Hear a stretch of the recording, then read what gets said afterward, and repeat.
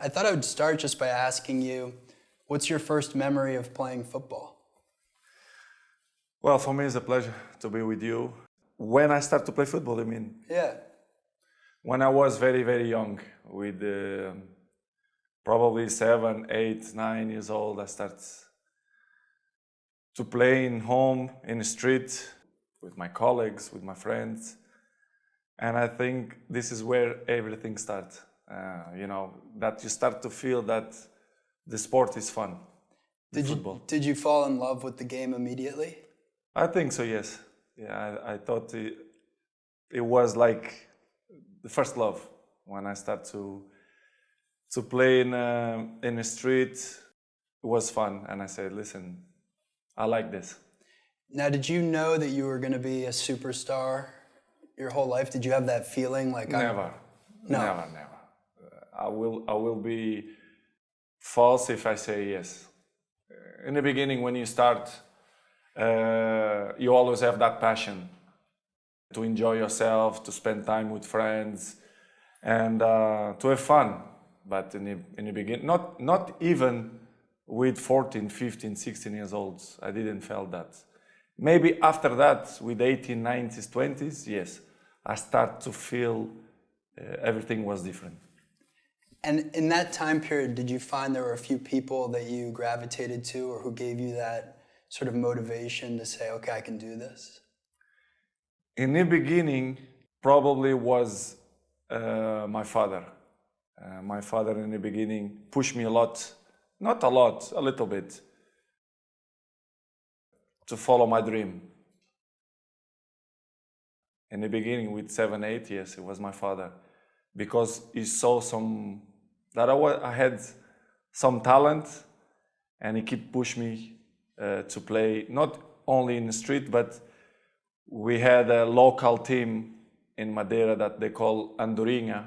I don't know how you say in English, Andorinha, no sé cómo es que se dice esa palabra. I don't know how you say, but now they're going to thinking, is a club, Sure. a Madeira club that everyone knows if they, Andorinha. I will tell you in English, is the name of the bird. Yeah. And I start, to be with teammates, and I start, the rule of football. I start that there. Now, we talked when we first met about this difference between making it because of talent and making it because of work ethic.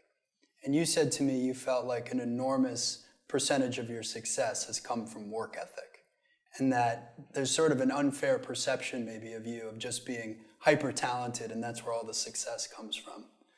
To be honest, I think both have to work in the same time, because talent without work is nothing, and work without talent is nothing too. So I think the both mix up. And of course I have two. I'm not will say that I have more one than the other one, because if you see my whole career for the last 20 years, my level was high, and this is, as you can know, it's really tough. Not only in a football, but in any area. If you are top for 20 years, is unbelievable. And I do that, and I continue to do that. For me, it's a big achievement, and my biggest motivation is to carry on, to still enjoy, to make people happy, to make my family happy. So for me, I have both talent and work ethic. Do you think you got a lot of that work ethic from your father? Him pushing you when you were younger? Maybe both, my mom too. Mom and dad, my brothers too. I think it's this childhood to make you feel what you are, or make you be what you are. The difficult of things that you pass through in your life make you be stronger mentally, to challenge a hard life.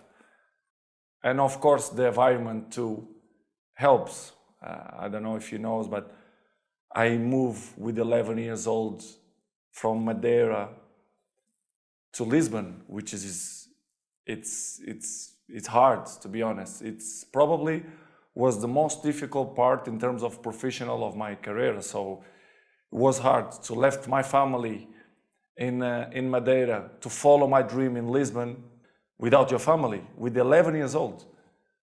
I can see now my kid, Cristiano, my oldest son. I don't know if I will be capable to let him go to, I don't know, At this age. in this age, 2 years more. Yeah. Will be tough. What's the cost? What's the sacrifice of being this good for that long? You know, what do people not see that you're doing? Life is a box of surprises and it's hard, you know. It's not easy, you know, to be in this level and still push and still motivate to carry on, you know, to score goals, to be in a good shape, to compete with the young lions. They coming, and when they play against me, they want to show me that they are stronger than me and faster than me. You have to prepare very well, not in terms of physically, but mentally too. I think it's very hard. But in the same way, it's a challenge, you know, because as you can see, if you treat good your body, you can maintain so many years. And this is the big challenge for me. And it's great. I feel proud for that. To have this age and still compete in a highest level, for me, it's great and give me motivation to carry on. Well, a lot of your discipline comes through actually in your Whoop data. And we're going to talk a little bit about that. When did you first discover Whoop? I discovered Whoop a few years ago. And to be honest, for me, it's a tool that can help me. It's like to have a doctor in your wrist. Yeah. And for me, I cannot live without Whoop because it's helped me a lot, not only in terms of physically, but mentally, in a sleep way. It's a great tool in my opinion. So I'm really pleased that I use it. It's like in the beginning, I fall in love since I start to use it. So I feel good with that. Well, a big thing that we've tried to do at Whoop is find people who authentically love the product and then amplify their story. And you've been on Whoop for 646 days now, it turns out. You've got 95% compliance, so you literally wear the product nonstop, it seems like. And for us, like, what's amazing is now we get to show the world, how does Cristiano Ronaldo train? What's it like to be him? What is all the dedication and work ethic that goes into it? So with that in mind, I want to talk a little bit about your data. First of all, you have a resting heart rate of 43 beats per minute, which you know, but that's in the top 1% of men on Whoop. And even amongst professional athletes, it's in the top 3%. So that's, as you say, top. Top. Top. That is good. Your sleep performance, 81%. So that's pretty good. So on average, your strain is 14.9 every single day. 14.9. 14.9 out of 21. So that's high. You're getting 51% of your days are in the green, and then the rest are in the yellow, and then a very small percentage are in the red. So even with all this training, your body's still recovering, which is really impressive. What are you doing to recover so well? Well, I can be cookie and say, I give you the map. You are willing to do that? Yeah. It's the main point, because everyone wants to be Cristiano, but I give you the map. You think you will do it that? It's difficult. It's the discipline. The discipline is the most difficult thing, not only in sports, but in life. So the Whoop Journal, which for people listening to this, allows you to input all sorts of behaviors and activities and lifestyle decisions. You actually track 43 different things in the Whoop Journal. So let's see here. From a diet standpoint, you're tracking carbohydrates, turmeric, zinc, caffeine, vitamin B, vitamin C. Which of those components do you find helps you? I think it's all package. Helps you to maintain a good nutrition, in my opinion. It's all component, not only these components, but you have a few more that helps you to be good, in my opinion. So small details in the end of the day will make the big difference, in my opinion. So as you say, and I will keep repeat, the consistency is the most difficult thing. Just doing it every day. Yes, every day. Do you ever wake up and you say, I don't want to do it today? I fight against my mind. Yes, sometimes it's happened. We are all human beings. We are not happy every day. We are, not in a good mood every day. It's normal. It's part of us. What do you do to overcome that? I fight against that. It's the big challenge. It's when you're not willing to do something, but you have to do it. This is the main point. This is why I say our mind, it's a box of surprises, and you have to challenge yourself to be consistent. I repeat, sometimes it's hard. It's what many people say, you like to go to the gym every day. Of course, no. It's not true. Nobody likes to go to the gym every day. But you have to do it. Probably yes, because your mental strength is coming from that moments, that in a hard moments, you should do it. So, and I do it because after that, maybe in the beginning you feel hard to start, but after when you finish the gym or cold plunge or even the training, you will feel better. I think it's the big key there. What's up, folks? If you are enjoying this podcast or if you care about health, performance, fitness, you may really enjoy getting a Whoop. That's right. You can check out Whoop at whoop.com. It measures everything around sleep, recovery, strain, and you can now sign up for free for 30 days. So you'll literally get the high performance wearable in the mail for free. You get to try it for 30 days, see whether you want to be a member. And that is just at whoop.com. Back to the guests. Let's talk about some of your recovery modalities. You've got massage therapy, cold showers, cold plunge, sauna, steam. There's 208 days where you've logged cold showers. 35% of the days you're recording a recovery modality.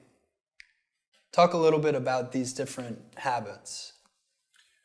For me, it's right now, it's a normal day in office, as you say. Yeah. Sometimes it's part of my life. It's like some people, they don't brush the teeth every day. They don't take a coffee every day. So I take cold plunge every day because it's part of my routine, my journey. It's not a sacrifice for me, to be honest. I enjoy to do that. Serious. I'm not saying that just to surprise the people. No. I'm enjoy to do it, this kind of stuff. Probably for some persons they are a sacrifice, is a nightmare. But for me, no, I really enjoy, to be honest. Because I felt after that, I feel good. What's your routine? Which order do you do things? We are animals of routines, And my routines, it's 19% of my days, they are very similar. You want to know since I wake up? Let's do it. So in the morning, I wake up, I have my cold plunge, I have my machines, I have my showers and everything. I wake up, I go there. First thing, I diving in. First thing in the cold plunge. First thing, yes. I prepare my water to drink because, as you know, during the night, we've been dehydration. It's very low. So I take my water, my shower, my cold plunge. I coming down, be nice with my family, with my kids. I give a hug. I coming out to have lights in my eyes. Morning sunlight. Yeah. Yes, 2-3 minutes just to give the information to my brain that it's early time to wake up. Yes, and after that I take my coffee, and when I start my day, a nice conversation.